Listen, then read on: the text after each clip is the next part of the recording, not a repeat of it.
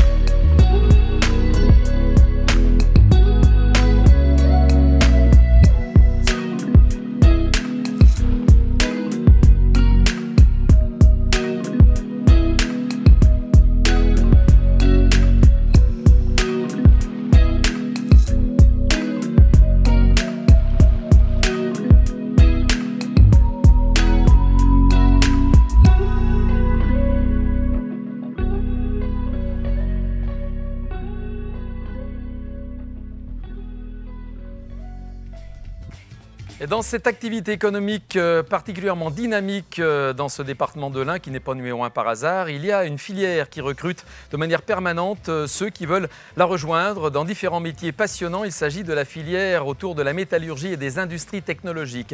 Quesaco, disent ceux qui pratiquaient le latin, c'était il y a très longtemps, vous êtes trop jeune pour connaître ça, vous qui nous regardez. Eh bien, c'est tout simplement une filière où on travaille le métal, mais ça n'est pas que ça.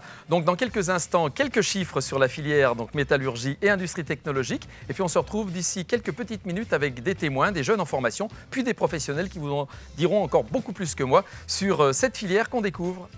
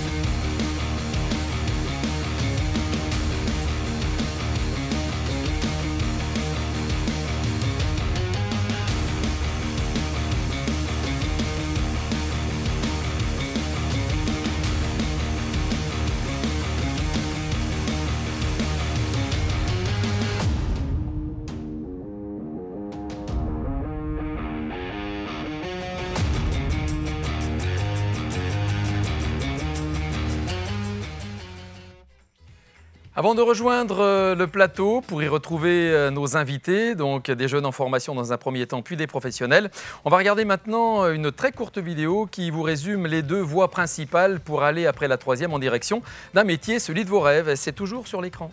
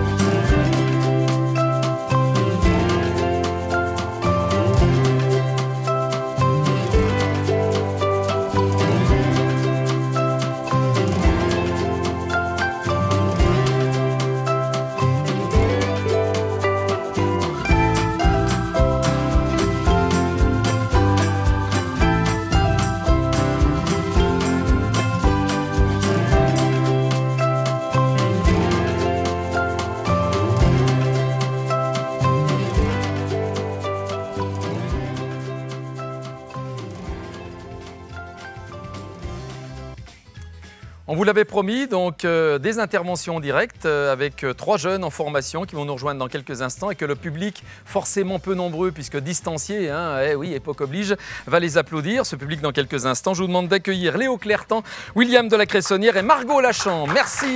Voilà. Bonjour Léo, bonjour William, bonjour Margot. Prenez place sur ces sièges particulièrement confortables que j'ai testés pour vous. Alors, ils ne sont pas en métal, hein, je suis désolé, ils ne sont pas en industrie technologique, quoique ils sont dans un papier assez solide pour supporter notre morphologie de rêve. Voilà, Léo, on va commencer par toi. Merci d'avoir répondu présent à l'invitation des organisateurs d'information orientation pour nous parler de Bac Pro électrotechnique, parce que tu es en Bac Pro électrotechnique. Alors, juste avant de nous expliquer ce dont il s'agit, quel est ton parcours scolaire ? J'ai fait le collège normal et puis sortie de troisième, j'ai tout simplement décidé d'aller direction Bac Pro. Donc l'électricité ça m'intéressait vaguement et puis après avoir mis la patte dedans, j'en suis là où je suis. D'accord, donc voilà, tu as pris le jus comme on dit, ça t'a intéressé, maintenant tu es parfaitement au courant de ce genre de métier. Oui. C'est un peu idiot comme jeu de mots, mais il faut bien commencer une interview. Alors c'est quoi l'électrotechnique en fait? Comment on peut définir ça? L'électrotechnique, c'est on pourrait dire tout ce qui va regrouper l'électricité en soi. Donc on peut très bien avoir l'électricité du bâtiment, comme l'électricité industrielle, tout ce qui est machine, automatisme et tout ça. D'accord, donc il y a une vaste application en métier après. Hein. Oui, c'est ça. Alors tu es au lycée Caria, exact. En formation dite initiale, ça veut dire que tu as des cours et tu as des stages de temps en temps. Oui, c'est ça. J'ai 2 périodes de stage par année. D'accord. Les cours, c'est quoi essentiellement? On a des cours généraux, comme on a des cours d'atelier, aussi de théorie, pour faire des calculs, tout ça. Et puis à part ça, rien d'autre. Des stages aussi, il faut trouver des entreprises. Ça a été difficile, oui. C'était facile, comment ça s'est passé? Ça dépend, si on s'y prend assez tôt, ça peut être très facile, mais si on s'y met un peu au dernier moment, c'est assez compliqué. Et toi, tu as trouvé sans trop de soucis alors? Non, ça allait. Et tu as trouvé quoi comme entreprise? Entreprise artisanale, industrielle? Une entreprise de production internationale qui produisait du casque d'intervention. Donc tout ce qui est pompier, exact, oui. Ouais. Tout ce qui est tes casques pompiers, militaires et police. D'accord, la maison Gallet en quelque sorte. Exact, voilà, effectivement. C'est et puis un autre stage ailleurs, non? Oui, j'ai fait durant une période à Cégélec, centre tertiaire. Il faisait surtout du bâtiment et un petit peu industriel, mais très peu. D'accord. Alors Léo, tu es donc en terminale Bac Pro, ça veut dire que tu l'auras d'ici quelques semaines. Hein? Oui, c'est ça. Ça va aller vite maintenant. Et après alors, qu'est-ce qui se passe pour toi? Après, j'aimerais bien viser une prépa, tout ce qui est pour préparer les grandes écoles. Donc c'est une classe préparatoire aux grandes écoles, destinée au bac professionnel. Et puis ça va durer 3 ans. Et après ça, j'aimerais bien viser une école qui se trouve à Lyon, qui fait c'est une école d'ingénieurs en apprentissage en tout cas, en alternance. D'accord. Ingénieur, effectivement, c'est ton objectif? Oui, c'est ça. Pour faire quoi après ingénieur? J'aimerais bien faire dans le génie électrique, toucher tout ce qui est un peu, tout ce qui est électrique, industriel, tout ça. C'est venu comment cette passion finalement? Parce qu'au départ, tu aimais bien l'électricité, mais tu as vraiment découvert quelque chose qui te plaisait, quoi. Oui, à la base, en troisième, j'étais un peu perdu, je ne savais pas trop ce que je voulais et j'ai choisi l'électricité parce que ça avait l'air de me plaire. Et depuis que je suis entré en Bac Pro, en tout cas MELEC, je me suis vraiment rendu compte que l'électricité, c'était un domaine assez large. On pouvait faire énormément de machines et développer tout ce qu'on voulait à partir de l'électricité. Donc cette électricité t'a conduit, pourquoi pas, au titre d'ingénieur un jour. Et puis après, une fois que tu es ingénieur, après tu rentres dans la vie active, non? C'est ça, oui.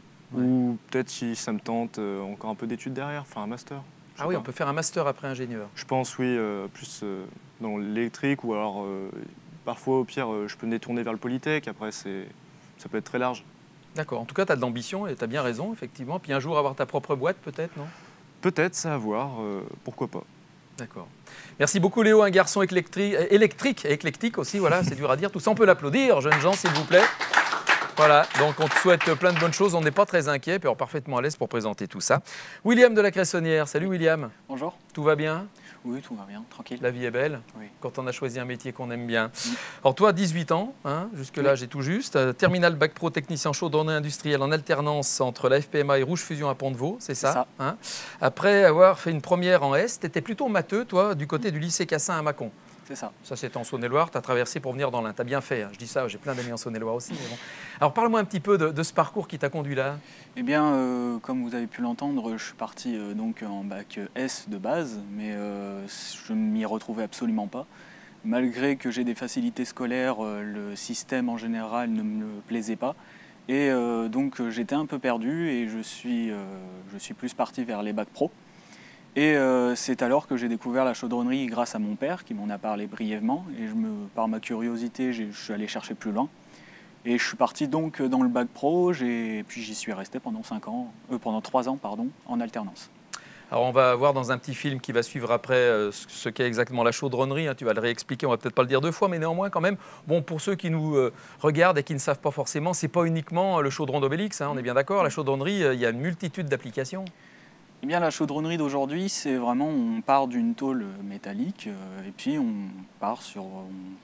va jusqu'à des profilés, donc des tuyaux en carré, en rond. On peut partir sur énormément de choses et c'est assez vaste au niveau des possibilités. D'accord.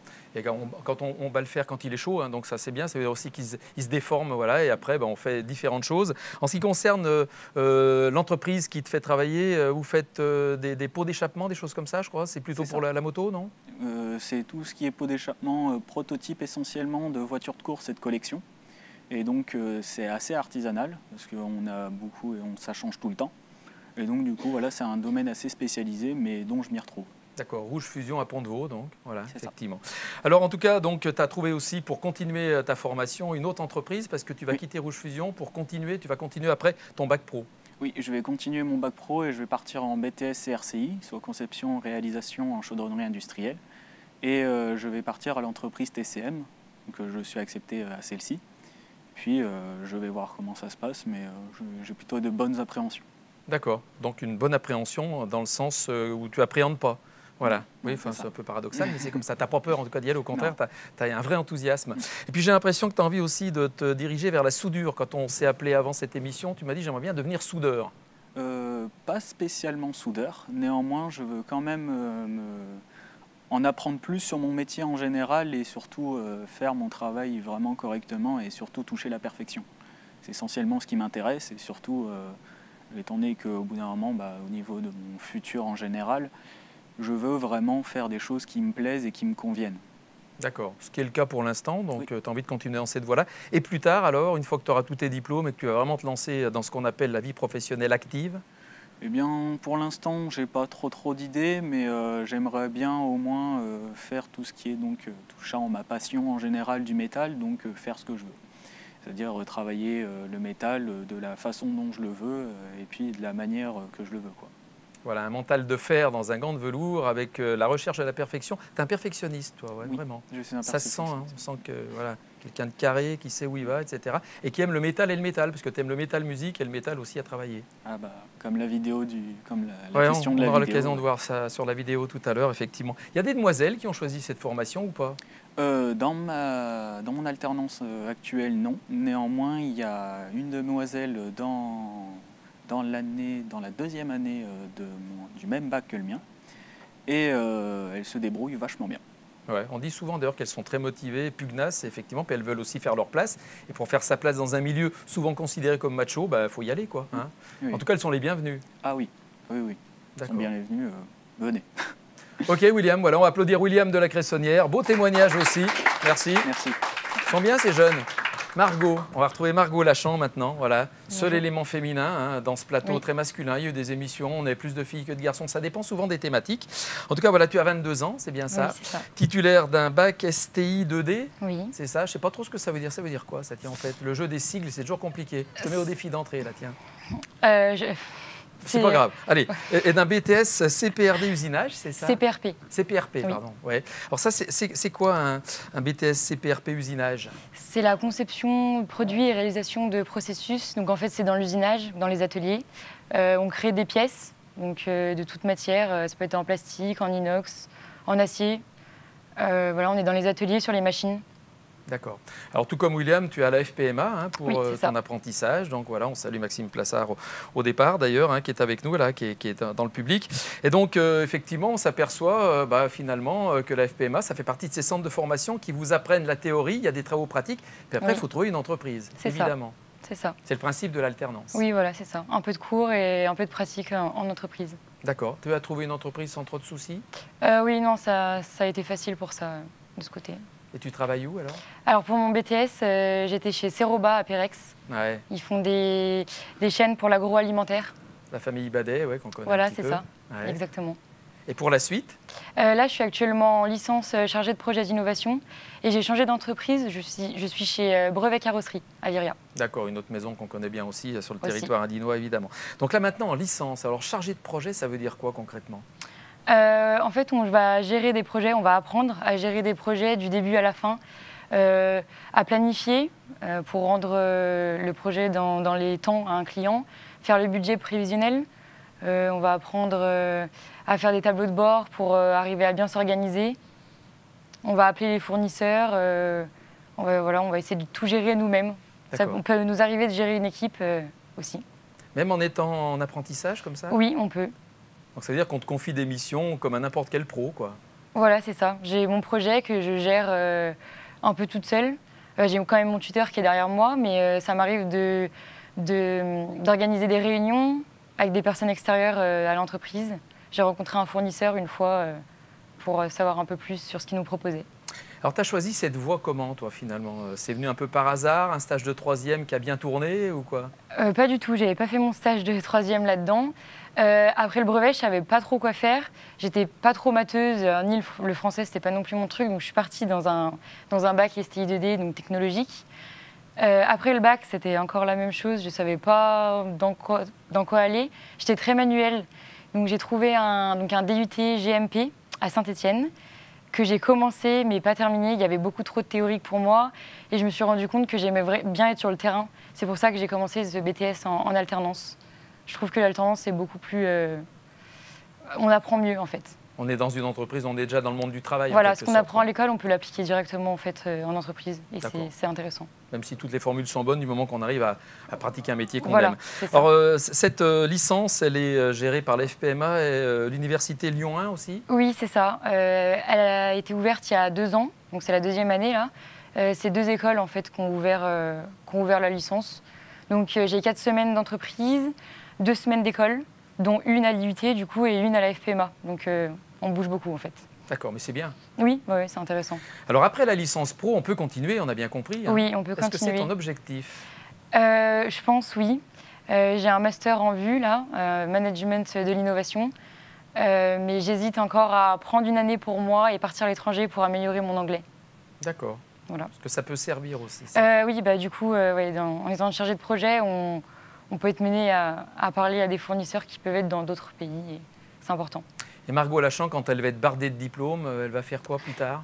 Je vais rester dans tout ce qui va être chargé de projet, dans l'innovation, inventer des choses, gérer une équipe aussi éventuellement. C'est à ça que le master peut amener, justement manager une équipe, tout en restant dans l'innovation en fait. Mais tu feras plus tellement de manuel si tu gères une équipe, non, si? En mettant la main à la pâte un peu quand même, non? Non, mais comme du coup j'ai eu toute la pratique, on va dire que j'ai des bagages, on va dire solides, comme j'ai pu pratiquer un peu. Mais ça se voit tout de suite. Il y a des garçons dans cette branche aussi, plus de garçons que de filles, je suppose. C'était une exception culturelle ou pas? Non. Alors, dans le BTS, j'étais la seule fille. Dans l'entreprise aussi, hein. Dans les ateliers, il n'y en a pas du tout. Mais cette année, dans la licence, on est 4 quand même sur 20. Donc, oui, c'est quand même un bon chiffre. Je ne suis pas très bon au calcul mental, mais enfin, ça fait un pourcentage, comme on dit. Un petit. Ça fait, je ne sais plus. Voilà, mais c'est pour ça que je n'ai pas choisi cette branche technologique, parce que je me perds très vite dans les chiffres. En tout cas, tu es bien dans ta peau, tu es heureuse. Oui, très bien là. Ouais. Ça se voit. J'ai mis longtemps à trouver, mais quand on trouve, on est bien. L'essentiel, c'est de trouver effectivement la voie et sa clé. Merci beaucoup. Margot Lachan, qu'on va également applaudir. Voilà, merci jeunes gens. Voilà, merci d'avoir été des nôtres. Restez avec moi pour l'instant. Dans quelques secondes, on va passer à ce qu'on appelle En Studio. C'est ce fameux film qui met en scène 2 intervenants chaque fois, des jeunes la plupart du temps, mais parfois des jeunes et un professionnel, ce sera le cas aujourd'hui, autour de questions qui sont soit très rationnelles dès le début, et puis qui partent en live, comme on dit, vers la fin. Allez, on y va, on regarde ça.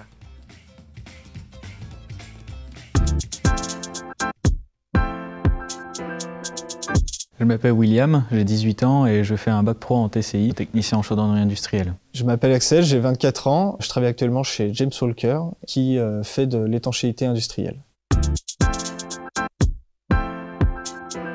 C'était plutôt une curiosité et un attrait pour tout ce qui était mécanique, pour comprendre un peu tout ce qui nous entoure, savoir comment cette pièce-ci, cette chose-là a été faite, fabriquée, pensée. J'ai toujours été passionné par le monde du métal et j'ai donc été d'abord intéressé par le TCI, donc en chaudronnerie, pour apprendre les fondamentaux.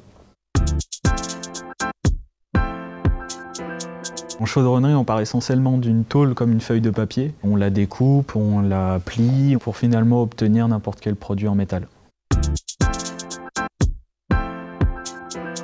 On va apprendre tout ce qui touche déjà au monde de la technique, qui va nous permettre de pouvoir se faire comprendre par les autres professionnels. On va nous apprendre à dessiner par ordinateur. Et ensuite, on va nous apprendre à comprendre comment on conçoit une pièce en général. Savoir choisir la matière, connaître les caractéristiques de cette matière. Il y a de la pratique, mais il y a aussi de la théorie. L'aspect des calculs à faire concernant la déformation des tôles à chacune de nos actions.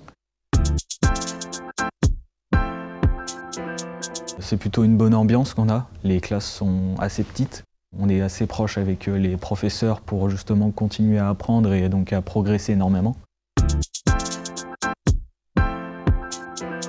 Je travaille d'abord 2 semaines à la FPMA et 2 semaines en entreprise. À l'entreprise Rouge Fusion à Pont-de-Vaux, où nous fabriquons essentiellement des pots d'échappement. On fait essentiellement des prototypes, donc du coup ça change tout le temps. On s'amuse pas mal, ouais.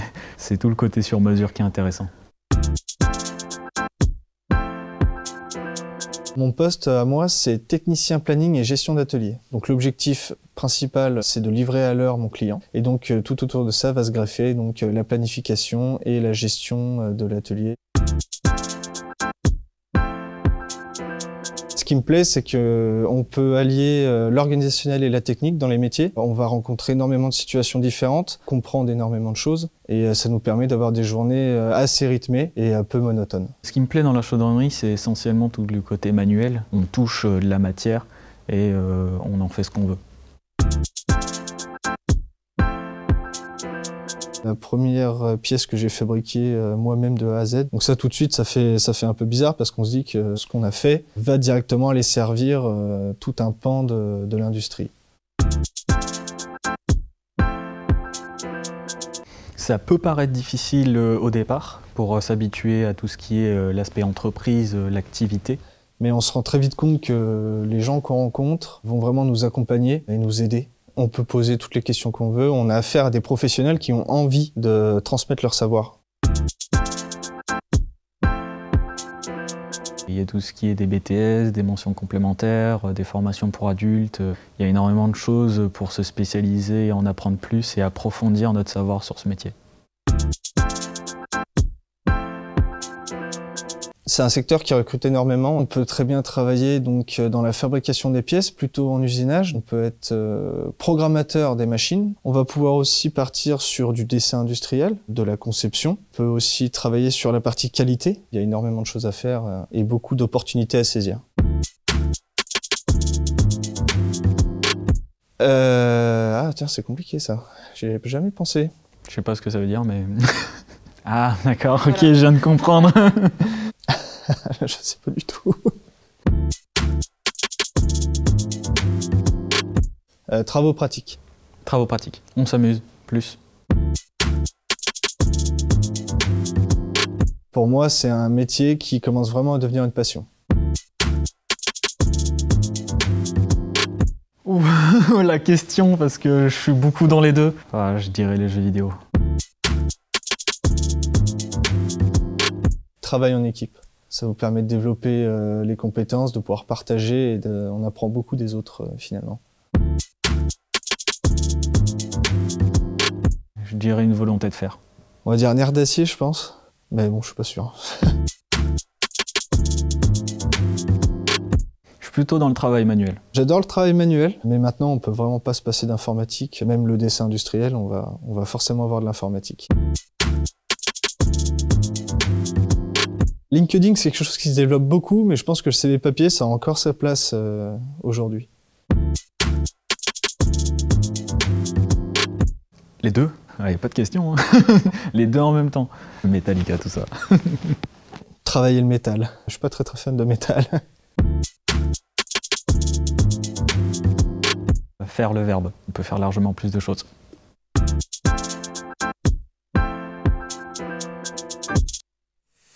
Merci donc à William que vous avez découvert tout à l'heure sur le plateau des jeunes en formation et à Axel que vous allez découvrir dans quelques instants puisque nos deux professionnels nous ont rejoints, Axel Landry et Frédéric Lehoué qui sont avec nous. Et mesdames, messieurs, on peut applaudir nos intervenants. Voilà, vous les applaudirez avant et après. Puis peut-être une troisième fois, on verra, pourquoi pas en fin d'émission, hein, ça fait toujours plaisir. Alors Axel Landry, on en sait un peu plus déjà sur vous, Axel, puisque vous avez répondu à ces questions dont certaines sont un peu bizarres, hein, ceci ou cela. Oui, un petit peu. Ouais, enfin, dans ces cas-là, on dit ceci, cela ou cela, ceci, je ne sais pas trop, mais bon, c'est pas grave. En tout cas, on va parler avec vous donc de votre métier que vous exercez maintenant, après une formation assez complète quand même, parce qu'il y a eu un bac techno au lycée Caria. C'est ça, oui. Après, il y a eu 2 BTS, si j'ai bien compris. C'est ça, hein, voilà. Et donc, alors BTS CPI et CPRP, j'ai bien noté, hein, c'est pas CPRD, c'est CPRP. Alors, ça veut dire conception de processus de réalisation de produits.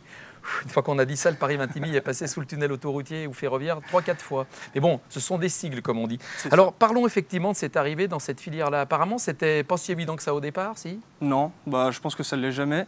Quand on sort de troisième, on sait très rarement ce qu'on veut faire. Donc j'ai choisi de faire un bac technologique parce que ça m'avait plus ou moins intéressé suivant les petites stages de découverte que j'avais fait. Et ensuite, je me suis orienté dans un BTS, donc CPRP, donc plus en usinage de pièces métalliques, parce que c'est quelque chose qui m'avait attiré comme ça. D'accord. Mais ça ne s'est pas fait instinctivement. Ouais. D'ailleurs, vous avez bien dit, hein, c'est un métier qui est en train de devenir passion. C'est ça. On l'a vu dans le film, donc c'est bien, ça, c'est bien. Et puis, donc CPI, c'est quoi comme BTS, CPI? Conception des produits industriels. Donc c'est toute la partie qui va se passer avant l'usinage en fait. Donc la conception de la pièce, la conception du plan qui va permettre de fabriquer la pièce. Donc vous avez une formation assez complète, hein. Vous avez l'amont, enfin voilà, vous avez ce qui se passe avant et la voilà. fabrication en elle-même aussi. C'est ce que je voulais, oui. Alors formation faite à la FPMA, oui. À Perona, et puis il fallait trouver une entreprise. Alors, vous avez réussi à en trouver une sans trop de difficultés? Oui, j'ai réussi à en trouver une sans trop de difficultés au bout de 2 ou 3 semaines de recherche, donc pour un poste en CDI.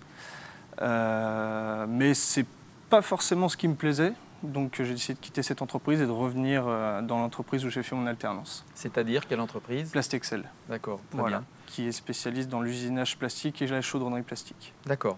Donc il y avait un CDI en septembre 2020 et puis vous avez rompu ce CDI pour revenir dans votre ancienne boîte. Voilà, oui. Il y a des gens qui se diront en CDI, je m'accroche au rideau, non, c'est bien, c'est un choix volontaire et assumé. C'est l'avantage de l'industrie dans l'Ain, c'est qu'il y a énormément de choses à voir, énormément de postes. Donc on peut, je pense, se permettre de faire ce genre de choses. Alors au niveau de la progression, maintenant vous êtes dans cette entreprise, tout se passe bien, mais je crois que vous avez envie un jour de monter votre boutique avec des collègues, vous m'avez dit, j'aimerais bien avoir ma boîte. C'est ça, avec des amis qu'on a rencontrés, on s'est tous rencontrés en alternance à la FPMA. On s'était toujours dit qu'un jour, on essaiera de se retrouver plus tard, quand on aura plus d'expérience et plus de moyens, pour monter notre projet et donner notre vision de l'industrie, comme nous on la conçoit. On s'était dit rendez-vous dans 10 ans, c'est un peu ça. Un peu ça, ouais. Vous n'êtes pas Patrick Bruel. Voilà. Alors, avant de parler avenir complètement, qu'est-ce qui va se passer là en attendant de monter cette boîte? Alors, vous allez rester chez Plastexel ou... Oui, je pense que je vais rester là-bas, acquérir de l'expérience, rencontrer beaucoup de gens. Et puis, une fois que je me sentirai prêt, je me lancerai dans le grand bain. D'accord. Et puis, on verra bien comment ça se passe. Avec une envie de management un peu aussi quand même, oui. non? Oui, travailler d'équipe, c'est important. C'est ça, c'est très important de travailler d'équipe. C'est très très important parce qu'on apprend beaucoup des autres. On a toujours quelque chose à apprendre et on a toujours quelque chose à donner aussi. Alors quand on est dans la métallurgie et les industries technologiques, ça veut dire qu'il y a une vraie technologie, hein. C'est une lapalissade ce que je viens de dire, ça veut dire qu'il faut aussi se maintenir au courant des innovations, ça bouge beaucoup là-dedans aussi. Oui, ça bouge beaucoup, oui. Mais bon, dans le Rhône-Alpes, on a une industrie qui est très florissante, donc c'est plutôt simple de se renseigner et de pouvoir se mettre au goût du jour, on va dire.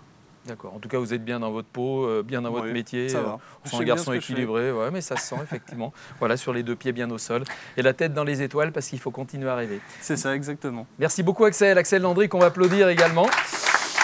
Frédéric Lehoué, qu'on retrouve maintenant de la maison Renault Trucks, groupe Volvo, bonjour. Donc grand constructeur de camions évidemment, donc manager équipe maintenance, c'est bien ça mon cher Frédéric? Tout à fait. Je suis manager depuis maintenant 13 ans chez Renault Trucks. Avant, j'étais directeur de prod en plasturgie. Et puis maintenant, chez Renault Trucks, Berlier, Saviem. Ensuite, on a été racheté par Volvo. Et puis aujourd'hui, Renault Trucks. Il y a eu RVI entre-temps. Il y a eu RVI, c'est ça, tout à fait. Les anciens, même, quand on parle de Renault Trucks, ils disent pas Renault Trucks, ils disent RVI. Ils disent même encore Berlier pour certains, les très vieux. Hein, les très vieux.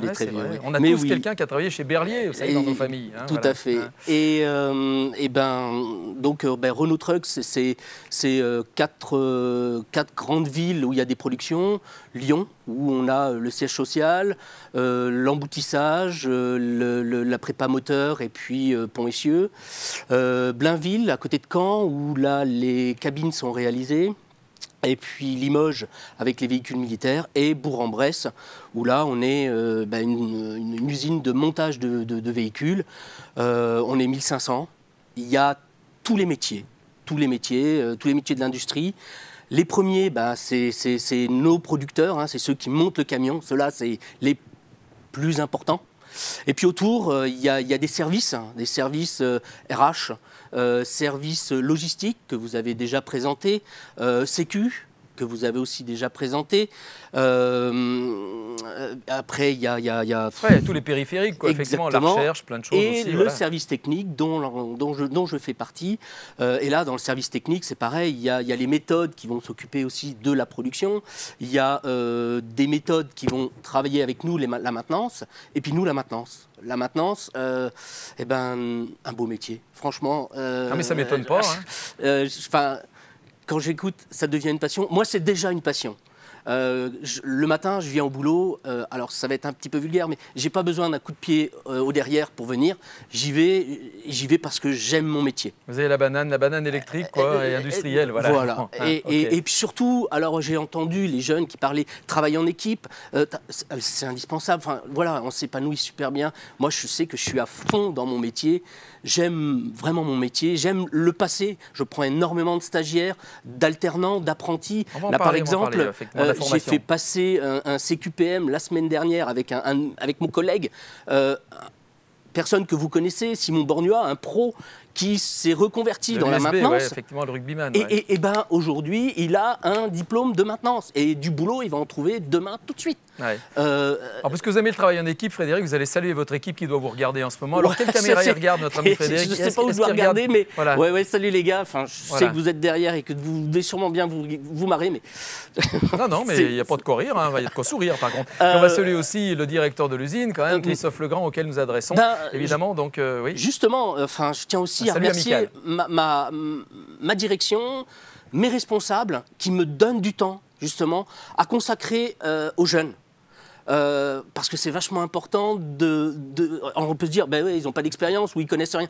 Oui, mais si on ne leur apporte pas, derrière, ils ne vont pas découvrir. Alors, vous recherchez quel type de jeunes, Frédéric? Alors, des jeunes motivés, quand même, je suppose. La première chose, c'est un jeune motivé. Déjà, c'est presque 35 à 40% du gain. Après, l'expérience, il va l'acquérir. Il va l'acquérir à l'école, mais il va l'acquérir après lors de son travail. Donc, ça, c'est pas le souci. Mais la volonté. Alors, quand je prends un stagiaire, le premier truc, c'est la Sécu. On parle Sécu, je déroge à rien sur la Sécu. Sécurité, faire attention. Ouais. Le deuxième point que je vois avec eux, c'est savoir-être, savoir-vivre, ponctualité, présentéisme. Pour moi, c'est des valeurs. Politesse élémentaire aussi, enfin voilà, des axes de vie, quoi. Exactement. Et puis, un point qui, généralement, au début, les jeunes râlent, mais ils aiment bien, c'est le rapport de stage. Tous les jours, je demande le rapport de stage de la veille sur mon bureau, où là, on revoit ensemble ce qu'ils ont pu voir, ce qu'ils ont compris, pas compris. Et en anglais aussi. Et là, on échange en anglais, parce qu'aujourd'hui, je me souviens, Margot qui parlait de l'anglais. Oui, c'est indispensable. Indispensable. Quand on est côté technique, on se dit, ouais, l'anglais, non, au contraire. Demain, et tous les jours, on a des fournisseurs qui sont hollandais, italiens. Ben ouais, il faut savoir parler avec eux, échanger. Exactement. Oui, donc, Frédéric, vous recherchez, donc, on a vu quel type de jeunes vous recherchez, pour quel type de formation en fait, et pour quel type de métier? En gros, technicien de maintenance, parce qu'aujourd'hui, on le disait, ça va très vite. La technologie va très vite. Donc, les jeunes doivent être opérationnels le plus vite possible. Donc oui, par l'alternance, c'est vraiment quelque chose d'important, quoi. Ça leur permet d'acquérir ce qui est bien souvent demandé lors d'un entretien. Avez-vous de l'expérience? Non. Là, il y en a. Merci, au revoir. Il y en a, même avant d'avoir commencé à bosser, on a de l'expérience. Et bon. Et puis, alors, je vais aussi un petit peu décrire notre métier, parce que notre métier, c'est réparer. Mais réparer, c'est déjà trop tard. parce que la pièce est cassée. Donc c'est anticipé aussi. Prévenir Voilà. plutôt que guérir. Les temps d'arrêt de ligne, je vais 500 € de la minute chez Renault Trucks. Donc qu'est-ce qu'on fait? On essaye de faire du préventif. On essaye de voir, parce qu'on sait que tout ce qui existe a une durée de vie, donc on essaye de prévoir en amont le changement de la pièce, et puis ça ne tombe pas en panne. Et puis quand ça tombe quand même en panne, on vient fiabiliser, et là on améliore la machine pour que demain on n'ait plus de panne et que ça tourne. Alors c'est une usine qui a reçu des récompenses au niveau international, la plus belle usine du groupe Volvo, je crois, à Bourg-en-Bresse quand même, Oui. au niveau de la compétitivité, de la qualité, ça. etc., de la sécurité. C'est quand même pas rien, Cocorico, pour le département de l'Ain, évidemment. Et puis vous recrutez aussi des demoiselles, parce que vous m'avez dit tout à l'heure, la féminisation, c'est mon credo. Alors, surtout le mien. Oui. Parce que, d'abord, j'adore travailler avec les femmes. Elles ont une sensibilité qui est complètement différente des hommes. Je ne dis pas que les hommes ne sont pas bons, bien au contraire, il en faut. Mais de monter en compétence des femmes, je trouve que c'est indispensable. Aujourd'hui, l'image qu'on a de la maintenance, c'est le graisseux. Non, c'est fini. C'est fini.